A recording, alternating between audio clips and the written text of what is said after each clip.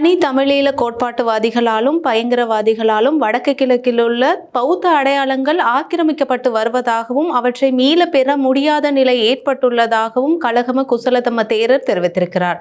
இணையதளம் ஒன்றிற்கு வழங்கிய நேர்காணலிலே அவர் இந்த விடயத்தை குறிப்பிட்டிருக்கிறார்.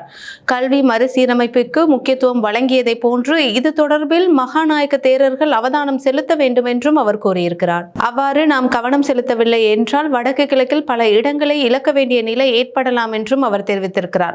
அது மாத்திரமல்லாமல் எதிர்காலத்தில் யாழ்ப்பாணம் மற்றும் திருகோணமலைக்கு செல்ல முடியாத நிலை ஏற்படும் என்றும் அவர் கூறியிருக்கிறார். இதேவேளை கந்தரோடை விகாரையை சர்வமத மத்தியஸ்தானமாக மாற்றுவதற்கான நடவடிக்கை எடுக்கப்பட்டு வருவதாகவும் இதற்கு தொல்லியல் திணைக்களம் உதவி புரிவதாகவும் அவர் தெரிவித்திருக்கிறார். அது மாத்திரமல்லாமல் தேரர்கள் வசிக்கும் பகுதி மற்றும் விகாரைகள் காணப்படும் பகுதிகளை பிரிப்பதற்கான மதில்களை கட்டுவதற்கான நடவடிக்கைகள் எடுக்கப்பட்டிருப்பதாகவும் அவர் கூறியிருக்கிறார். இது அரசாங்கத்தின் கட்டுப்பாடுகளை மீறிய செயற்பாடுகளா என்ற ஒரு கேள்வியையும் அவர் எழுப்பியிருக்கிறார்.